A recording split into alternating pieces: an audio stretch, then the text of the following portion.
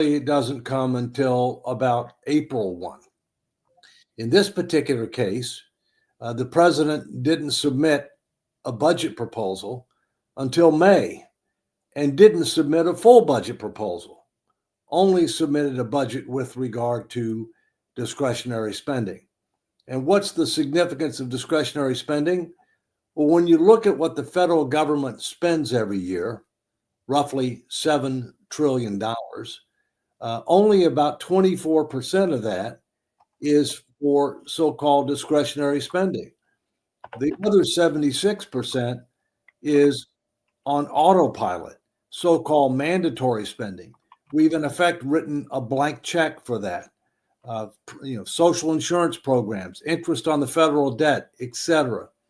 And in addition to that type of spending, there's something that I typically refer to as backdoor spending, which is revenues that are foregone because of tax preferences in the Internal Revenue Code, deductions, exemptions, credits, exclusions.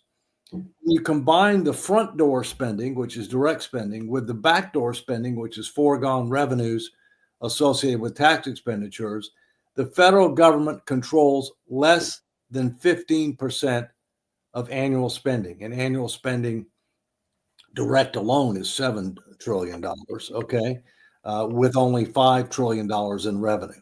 And so what the president did this year, he had the Office of Management and Budget, which represents the president, which is part of the office of the White House office complex, submitted just discretionary only. They said they're going to submit the rest of the budget later this year. But keep in mind that we're now operating under what's called a continuing resolution, which basically means you get the same money that you got last year. And yet the fiscal year began on October 1. So we're more than halfway through the fiscal year, and Congress still has not discharged its responsibility to pass all the appropriations bills. Now, there's a major battle that is pending, and that battle is the so-called budget reconciliation process, where Congress is going to end up trying to pass one big omnibus bill to fund the federal government for the balance of this fiscal year, and to also do certain other things. For example, whether and to what extent to extend all or part of the 2017 Trump's tax cuts, whether and to what extent to be able to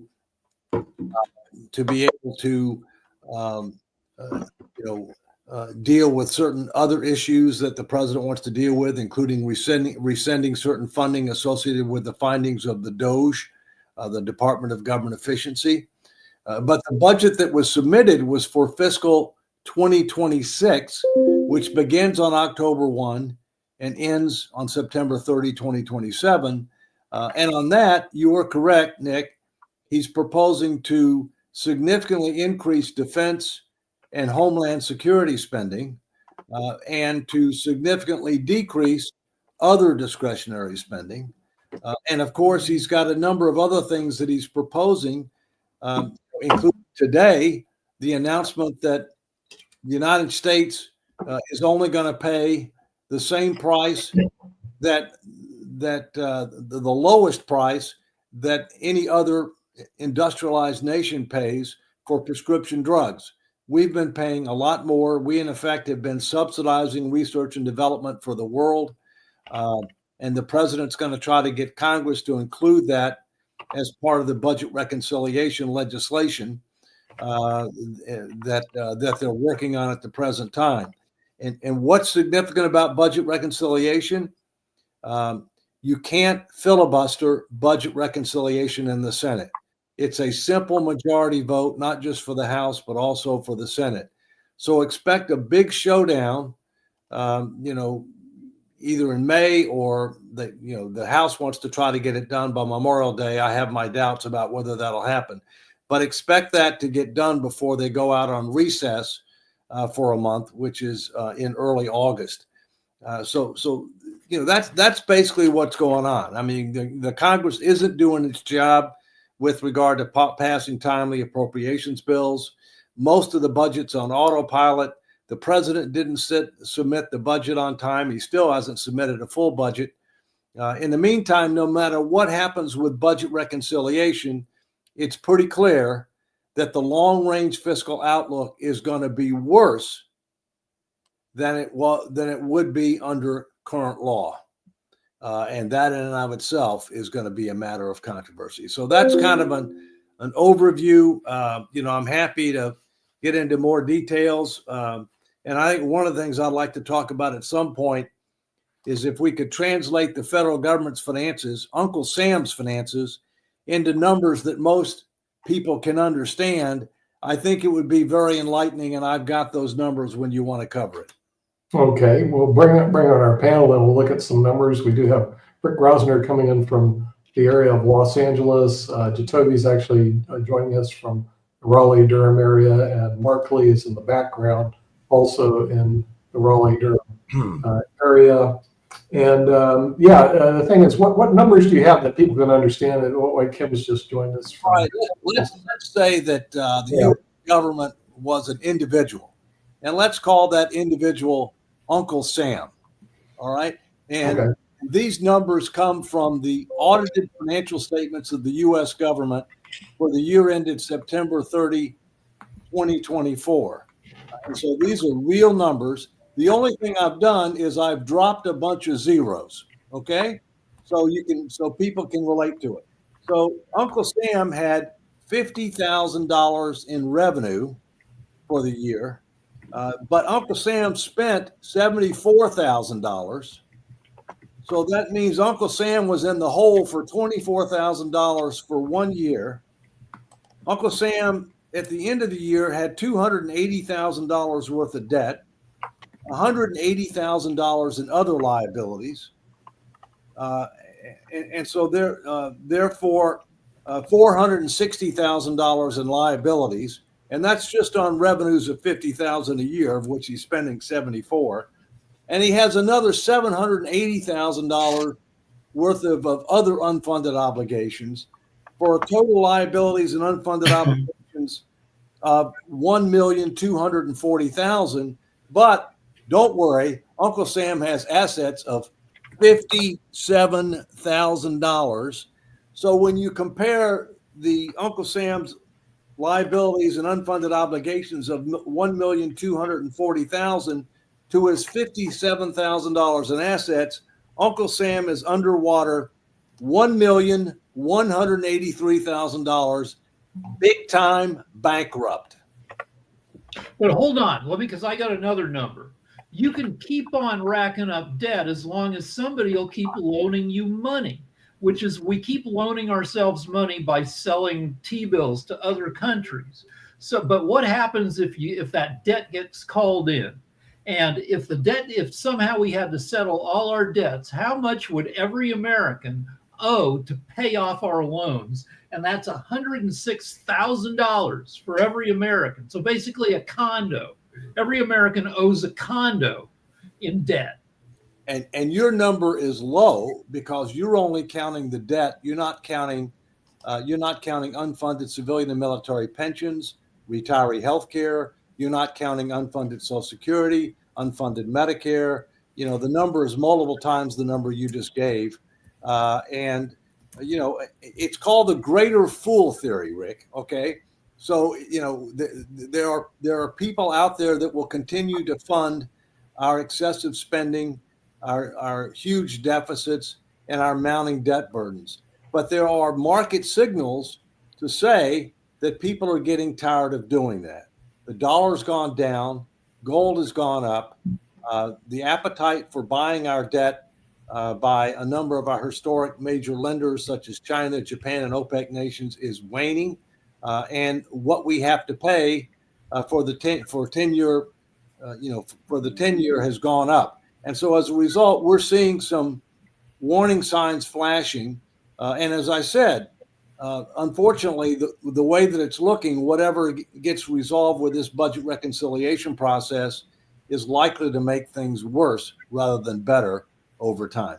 Yeah, I got a quick question for you, David, and all others. I brought it up on World Edition, but since you're an economic guy, I definitely want to hear your I definitely want to hear your thoughts about this and all along those lines. But one of the things that is very much interesting is if you want to get out of debt and you are an individual, to use your example, you can always go, if you've got one, I wish I had one in my life, to a rich relative and try to get them to loan you some money or to do some sort of deal like that.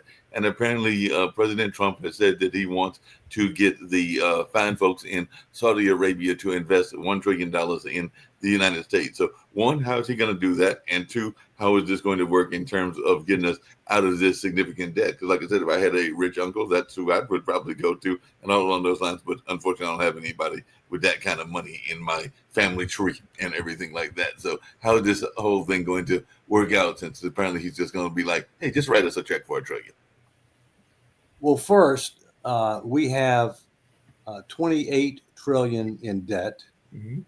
We have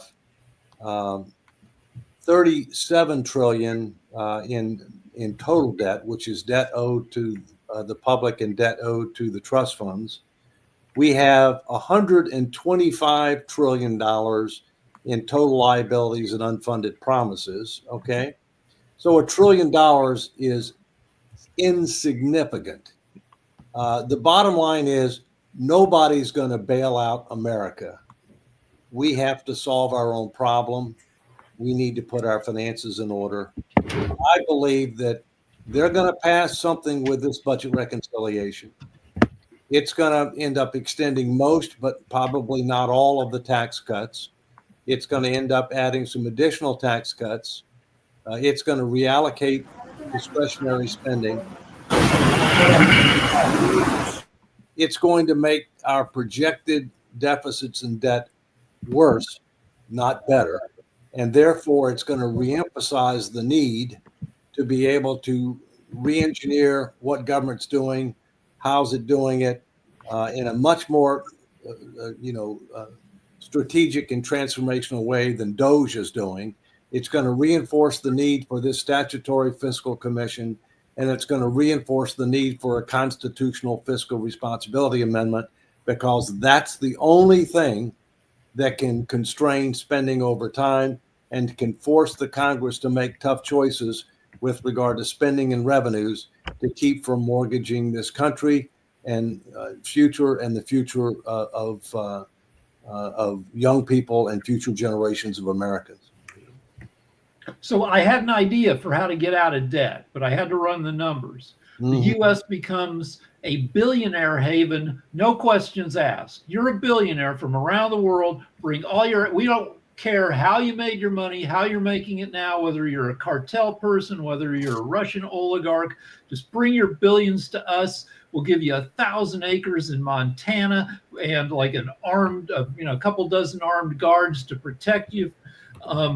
Doesn't work. The collective wealth of the world's billionaires is only $16 trillion. So that doesn't even cover half of our national debt.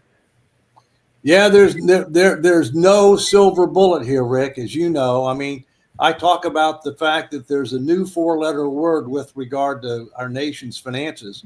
It's called math. And the math is going to require us to A, adopt pro-growth policies, B, to reform social insurance programs to make them solvent, sustainable, secure, C, reprioritize and reduce discretionary spending over time, and D, reform the tax code and generate more revenues as a percentage of GDP, which will include more people paying something, but the wealthy paying more, among other things. Okay. David, what do you think about when he's submitting this budget? He has increases in defense spending from $800 billion to $1 trillion. If there's any place, and we spend more than any other country on defense spending, are we spending it effectively? Are we really getting an Iron Dome built in the United States, or is just this money being frittered away? Do we really need to spend $1 trillion on defense? That's going to be one of our subjects going forward, because I see this as money basically just being tossed away. And the thing is, a government that's so far in debt doesn't have the maneuverability to throw away $1 trillion. But what is your thought on this $1 trillion defense? Well, I have been calling for a long time for a major transformation of the Defense Department. And this administration is committed, allegedly, to doing that. One example is Secretary Hegseth has announced an intention to reduce the number of flag officers, which is generals and admirals, by at least 20%. We are very top heavy. Frankly, I think 20% is way low as compared to what we ought to be doing. I think we also have to look at our footprint. We've still got way too many bases. We have to look at our force structure and realign our force structure, and also reconsider not only how much for each of the services, but how much should be the reserves versus the active. We need to look at compensation and benefit programs, because they're structured exactly the opposite of the private sector. The least expensive is cash comp. The most expensive is deferred comp. That's exactly the opposite of the private sector, and is not something that is geared towards younger people, attracting and retaining younger people. We need to look at our acquisition systems. There's a huge amount of waste in the acquisition systems. We also need to look at our business practices. We've got, way too many information systems that don't talk to each other. And as you know, the Defense Department is the only department in government that has not been able to withstand an audit yet. And until they are able to withstand an audit, we won't be able to get an opinion on the consolidated financial statements of the U.S. government, because the Defense Department is material to our consolidated financial position. At the same point in time, the Trump administration has dissolved the Defense Business Board, which I've been on and off of for about 20 years. And the Defense Business Board is the entity that could help the administration actually, separate the wheat from the chaff with regard to what ought to be done and minimize resource needs. In fairness, the last administration dissolved it too, and then reappointed people. Fortunately, I was one of the ones that was reappointed, but we're waiting on this current administration to decide what it's going to do. You have to keep in mind that the things that we buy here are a lot more expensive than our major competitors. If you look at China, China has a lot of state-owned enterprises that build their weapon systems. China doesn't pay. I mean, they have mandatory military service. They don't pay their military what we pay. All right, and so therefore, when you compare how much we're spending on defense to how much is being spent by China or Russia, it's apples and oranges, because they spend a small fraction of what we do in order to be able to get the same or more firepower. All the more reason why one of the other things we're going to have to look at is how can we move to more unmanned vehicles. We're seeing what's happening in Ukraine with the use of drones and other types of unmanned vehicles, land, sea, and air, and that's something we're going to have to move to. And ultimately, I would imagine we're going to end up moving to a lot of robots. I got a plan. I got a comprehensive Rick, plan. you got a plan. All right, it's entirely insane and won't work at all. It's just fun to talk about. The U.S. has 2 million soldiers. We pay them about $100 billion a year, maybe, in salary. But one of those scary robot dogs from Boston Dynamics costs $75,000. So here's robot soldiers, but most of the time they're on civilian duty caring for old people. We tell old people we're going to cut your Social Security by a third, but we're going to give you a robot to help you out. And if you want us to put a sexy skin on it so it's a sexy lady robot, we'll do that for free. So 3 weeks of the year, you've got these robot soldiers helping old people. 1 week a year, they're being soldiers, or they're out building housing in the desert. U.S. needs to be lousy with robots. So I want to, correct you a little bit. Go do some homework, Rick. You like movies. Go watch iRobot. Learn, what can happen. Your robots cannot have any Yeah, some people empathy. are going to get beaten up by their robot. Some people are going to get a little bit handsy with their sexy lady robot. There's a movie called Companion. Excellent, excellent movie that's got a couple sexy lady robots in it. That I recommend everybody watch that. It's a ton of fun, that movie. I know, but robots, they can't discern the difference between a true right for wrong for humans. They can't analyze empathy. I mean, and again, robots are going to be only as intelligent as the humans, AI, as humans feed it. And right now we're getting pretty stupid. So Yeah. we can't even figure out our debt, let alone how to do anything else. And our administration is pretty stupid. I don't want anything they're doing being fed into our AI. It's just scary. I mean, it's very inhumane. Everything they're doing is inhumane, lacks common sense, and the consequences that we're going to pay for the immoral of what this administration is doing is going to be horrible. All right, two things. You are right that studies show that the average IQ of the world is dropping. It went up for 50 years after that was called the Flynn effect. But people got due to the better communications, where the whole world got educated from 1945 to the year 2000. The average IQ across the planet went up 15 points. Last 20 years, it's been going down. Also, there's a thing we called the San Francisco consensus, where all the biggest AI guys agree that AI will be smarter than all of humanity by 2031. So yeah, we're getting stupider. AI is getting smarter. Well, and again, it's only as smart as the humans that feed it. It only knows what we know. So be careful when you say it's getting. That's right. But its performance is faster. But David, I'm very concerned about some of the executive orders that are coming through. But the latest, it appears, and I haven't read it all the way through, is that if you don't want to go to college, then you have to serve 4 years in the military. And I don't know how much that's going to cost our military, though they said that, the 4 years you'll get free room and board. And I don't know, they control your life from there. But what the way he said it is the dummies will go into the military and the smart people will go to school. And that's not all true, because it's going to be the wealthy that ends up going to the colleges. How will this impact us? And the other thing he did in all his hate mongering is they banned transgenders. So if everybody just claims they're transgender, do they not get into the military and they don't have to go to school? I mean, I don't understand their knee-jerking, reckless behavior.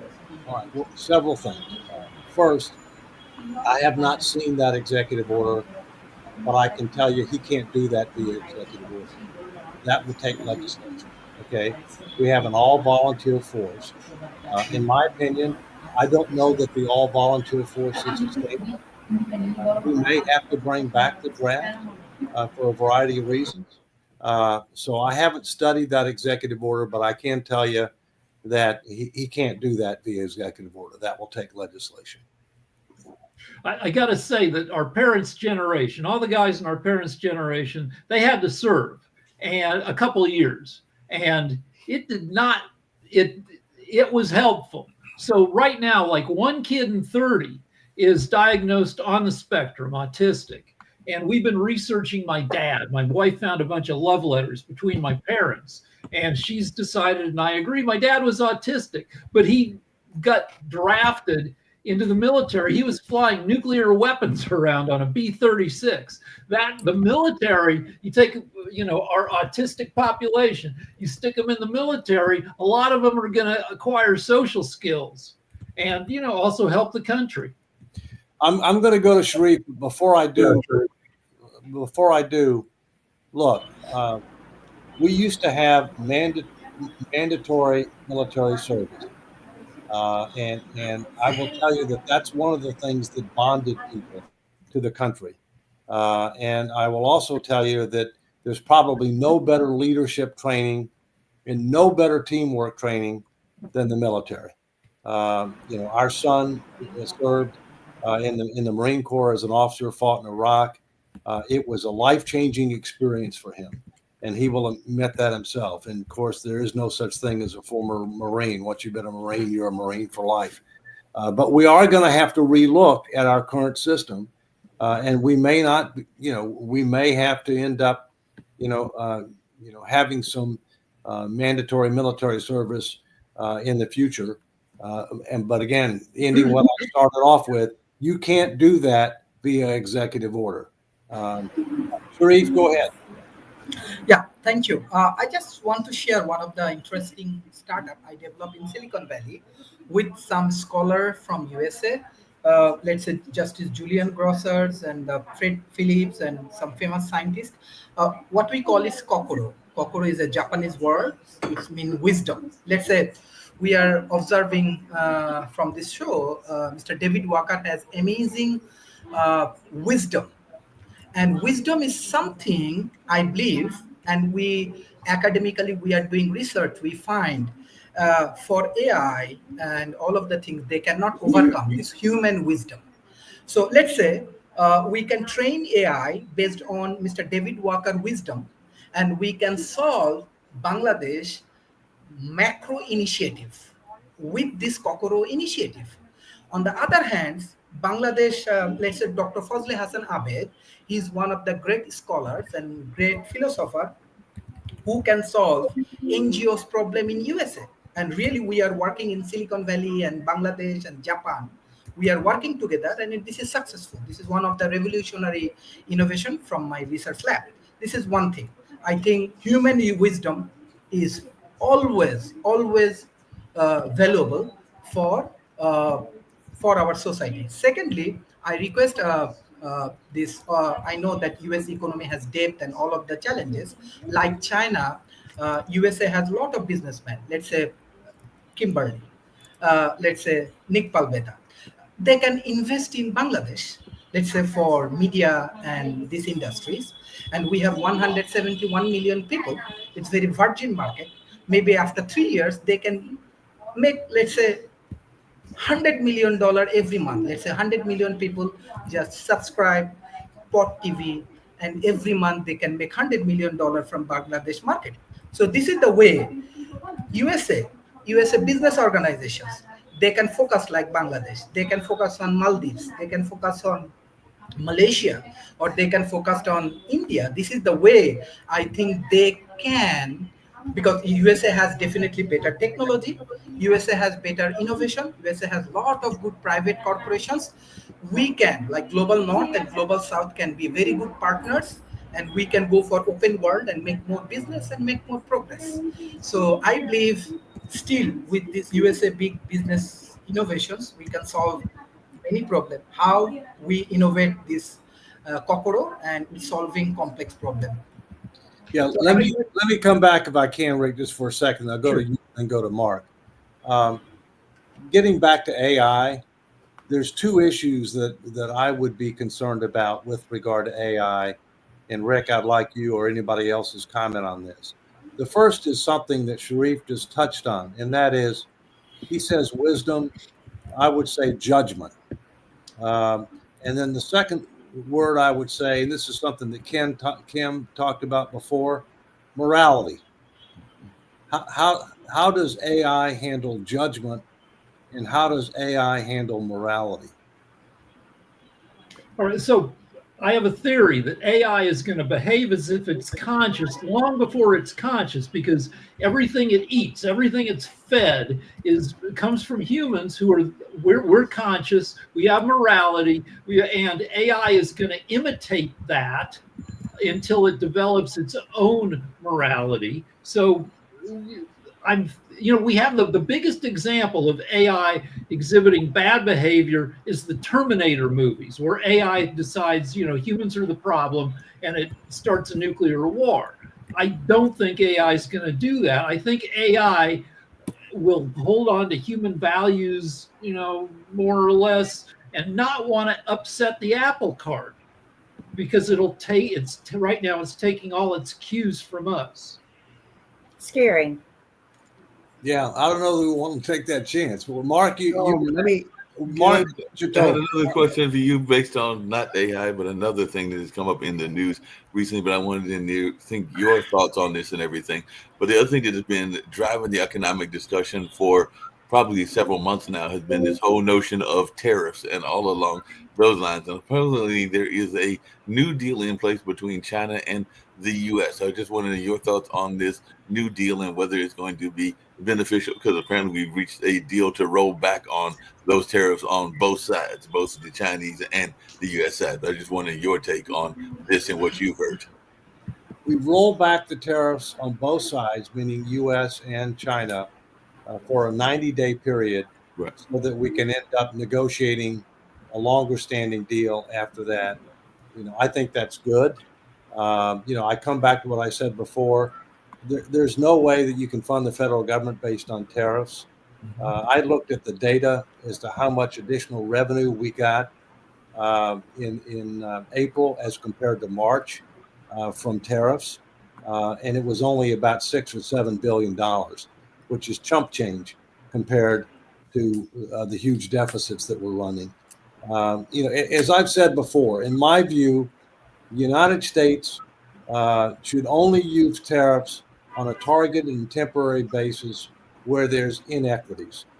At the same point in time, the United States needs to become self-sufficient, either domestically or in partnership with our allies, on all critical national security and public health issues. And beyond that, free and fair trade. Beyond that, free and fair trade. So that's my Just a follow-up question. I had the pleasure, and this is a aside to some degree and everything, of watching a play this past weekend. It's actually on Sunday and everything, but it was the classic play Othello. And Othello is that classic Shakespearean tragedy and all along those lines. But, part of that play is about people being manipulated into doing things on all along those lines. So I just wondered, in your mind, how much of what we're seeing in the Trump administration is him being manipulated, and could he be the subject of another Shakespearean type play and all along those lines? Because I'm wondering, is he being manipulated by some of his staff in much the way that Othello was in order to kill his wife and others in that particular play? I think Biden was manipulated. I don't think that Trump is manipulated. I think Trump uses tariffs as a negotiating tool to try to achieve a number of different objectives, if you will. And I think you can see that when he started out, he talked about reciprocity. It wasn't reciprocity. It was basically an approach to try to eliminate trade imbalances with various countries, which is not necessarily what the objective ought to be. Now he's backed off and he's trying to end up negotiating individual deals. We'll see what happens. But I think Jacoby was next, then Rick.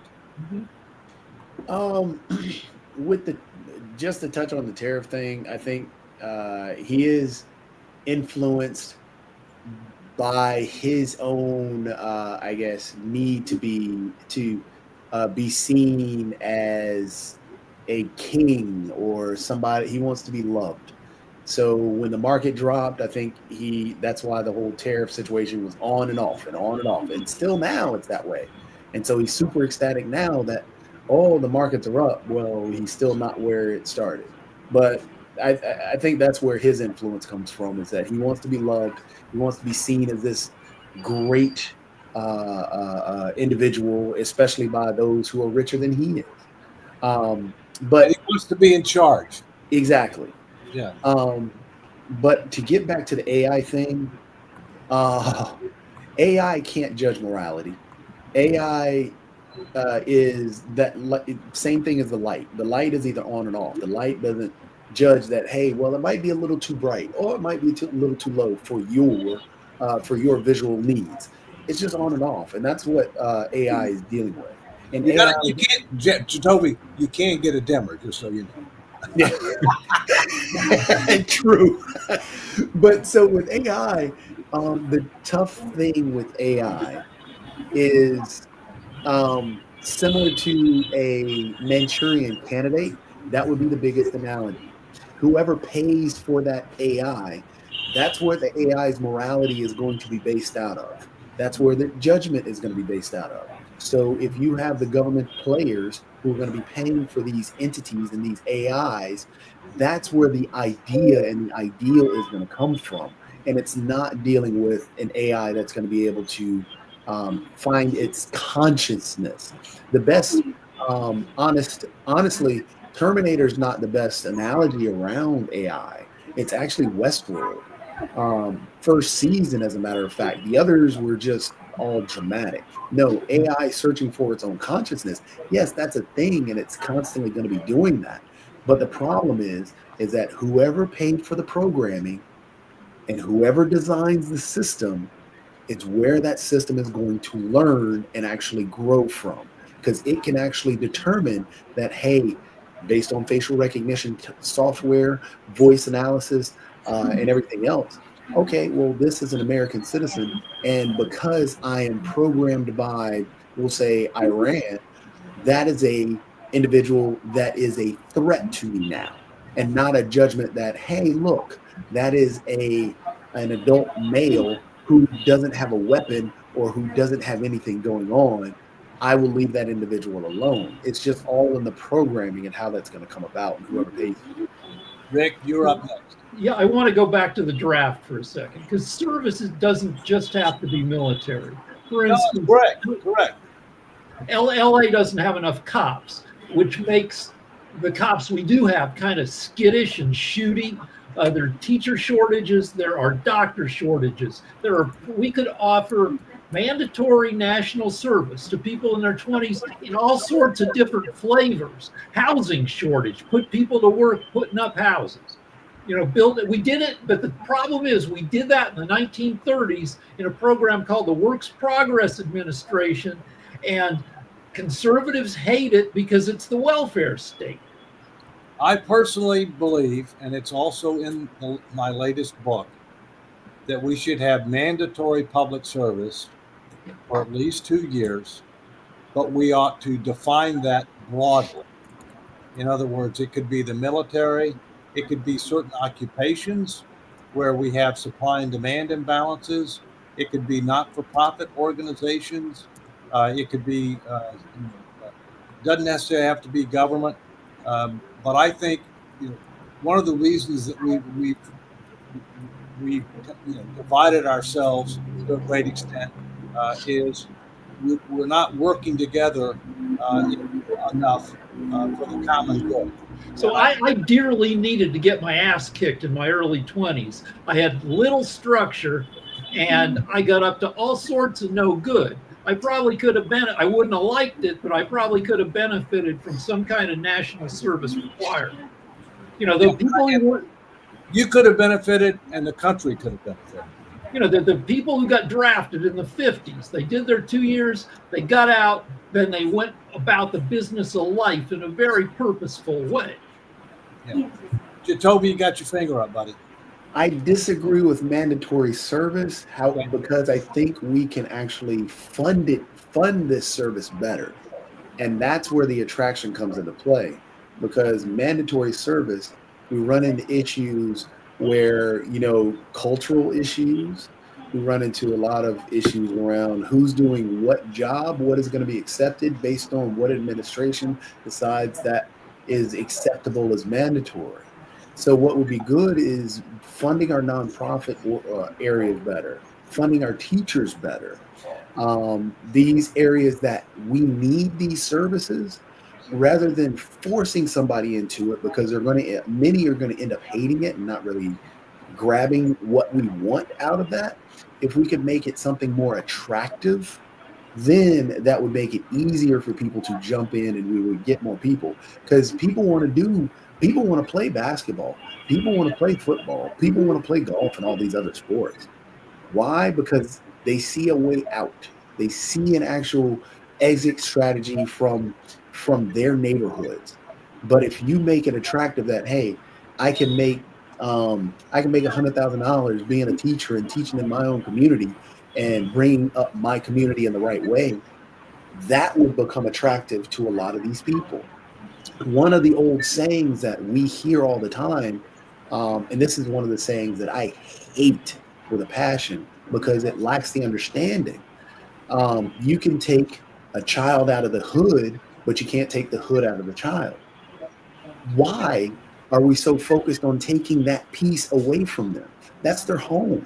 Why not make it attractive where they can, hey, look, I can improve my home and still make money around that and bring the people up in the same fashion? Because we all want to go back to where we were born.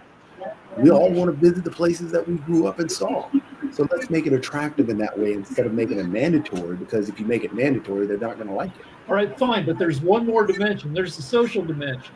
So we've talked about it a bunch. We have a baby crisis in the U.S. We're not making enough replacement babies, and one reason is because young males just give up on it. They stay in their basement. They're incels. I think colleges right now are 60% women, 40% guys. Guys are backing away from the world. If you had a service option where people had to freaking mix, like go out there, work together 30, 40 hours a week. A lot of people who might be incels now would decide it's nice to be around people, to interact with them, to kind of hit on them, and maybe, form couples. The biggest problem with childbearing now is the cost.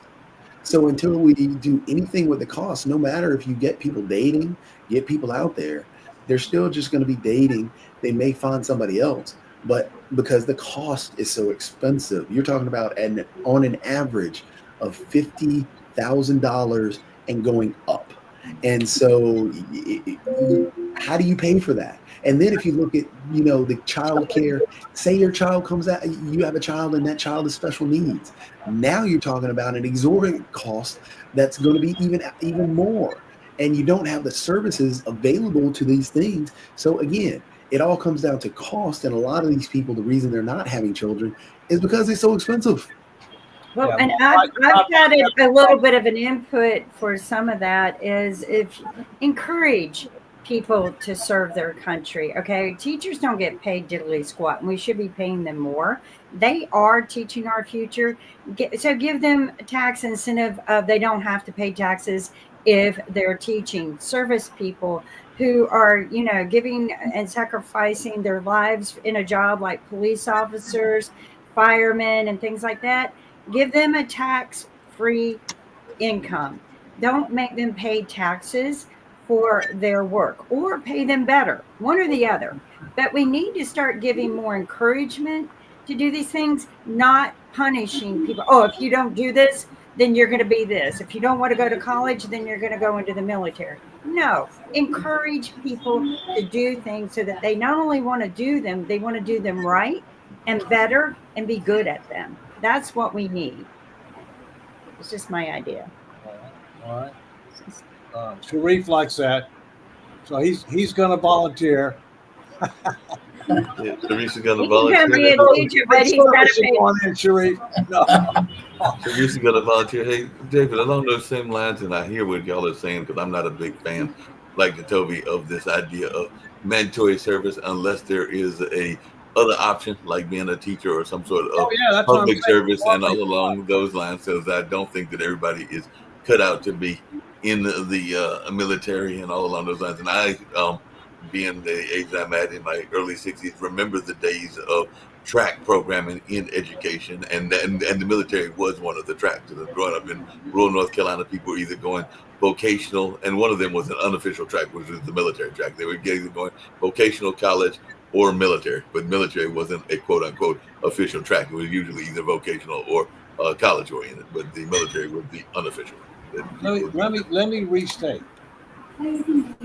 Public service, broadly defined: military, government, not-for-profit, certain occupations that where we have supply and demand imbalances, certain geographic areas where we have supply and demand imbalances, very broadly defined and flexible on when people would have to do it. In other words, it wouldn't have to be right after high school. It might provide incentives for people to do it earlier rather than later, but very broadly defined. I don't think we'll ever go back to a draft absent a formal declaration of war. I agree with you on Nor that. do we need to. Nor do we need to.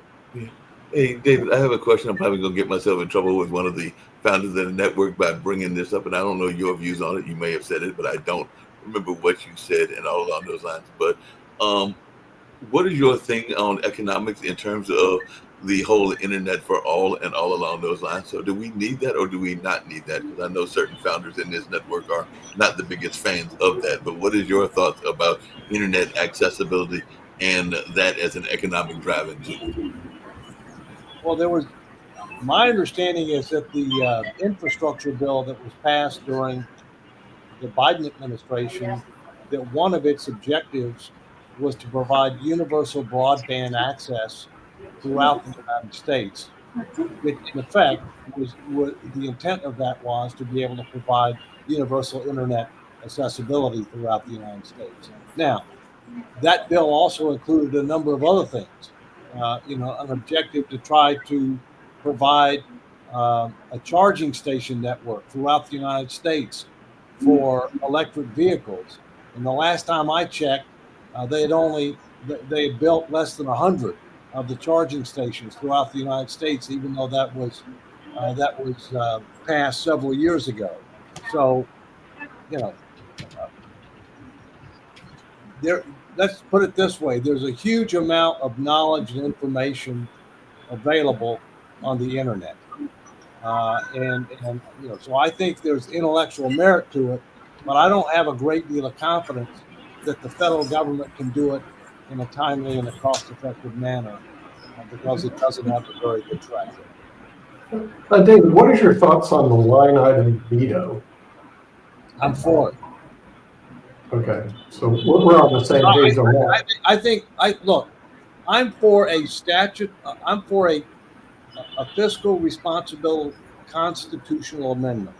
And when I say that, I intentionally say fiscal responsibility because it allows you to be able to include more than just debt to GDP. I mean, you can think about line item veto. You can think about having an operating budget and a capital budget. You can think about no budget, no pay, that if Congress doesn't pass a budget and all the appropriation bills on time, they don't get paid till they do, and there's no retroactive pay.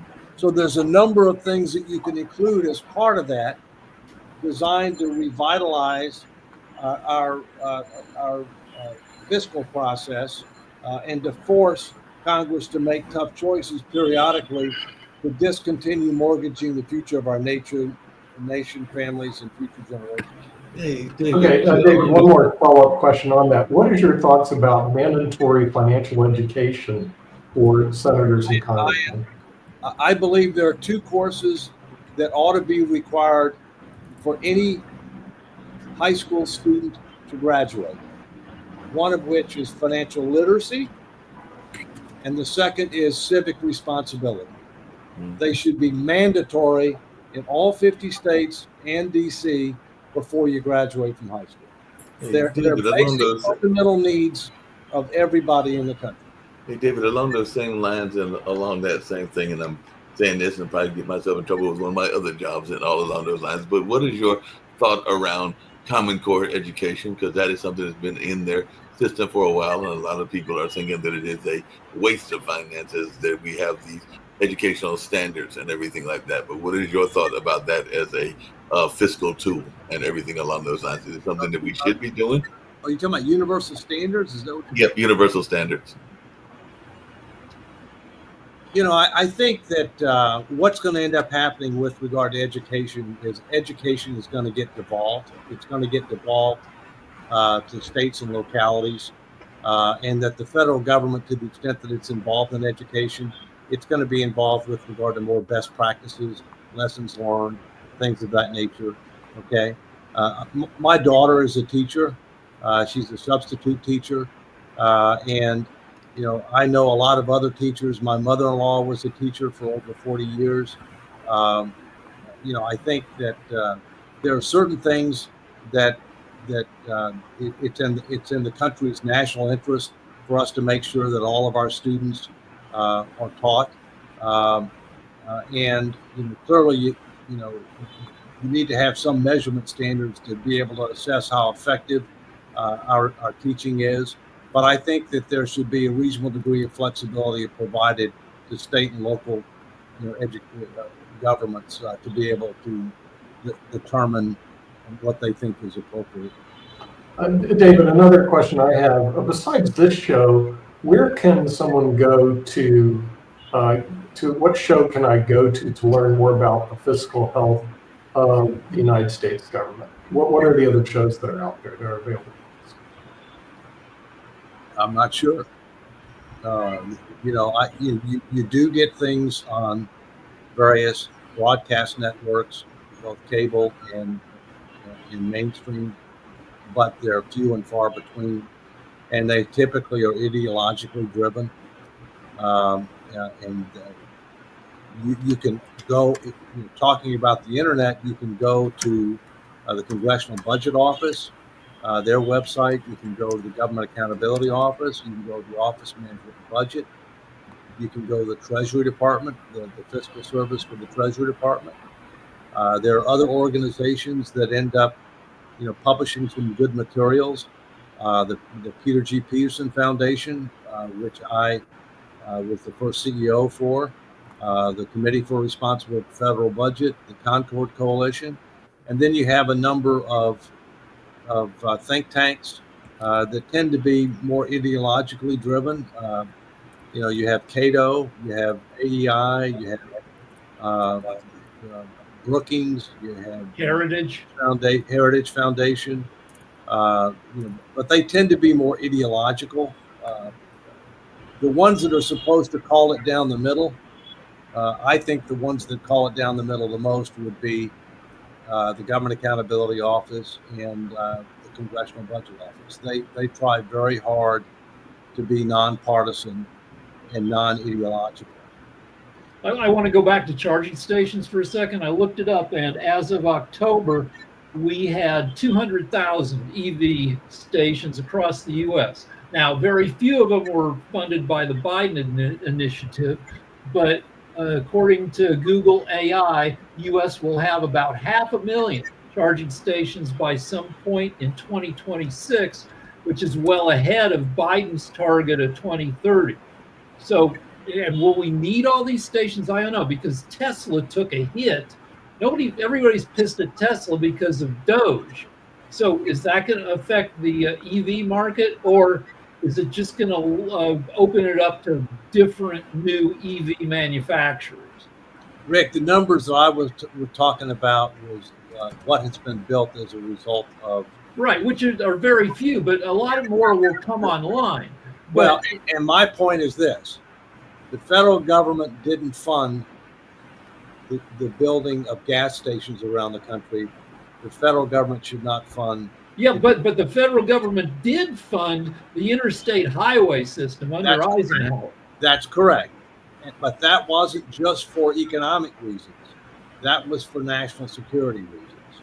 And it was also for social harmony reasons, right? But again, to me, the analogy is gas stations, EV charging stations, right? We didn't fund the gas stations. We shouldn't fund the EV charging stations, in my opinion. Hey, David, just really quickly, just to make some clarity on that, because that's part of my job as a historian at data and everything. I'm not sure about the harmony part for interstates, because it was a known fact that a lot of those highways were intentionally put in poor and minority communities. And that Robert Moses, the guy who put freeways through New York City, right, is notorious for running them through black neighborhoods. He was not a fan of black people, so he used the freeways. And he did the same thing in the South. I'm talking about interstate, not That's what I'm talking about. Interstate highways. The interstate highways mostly went through. No. But I'm talking about interstate harmony, not with regard to segments of society. But I take your point, and it's a good point. It's a valid point, because I can think where I've lived. Mm-hmm. Like, for example, Bridgeport, Connecticut, right on. Okay. Mm-hmm. Yeah. And with that, we're right off because we have to end the show. But we do want to thank David and Walker, the former Comptroller General of the United States, Sharif, coming in from Bangladesh, and of course our viewers, not just in the United States, but also around the world. And we'll see you next week on Economics with the Honorable David M. Walker. Take care, everybody. And Appreciate take care. All right. Bye-bye.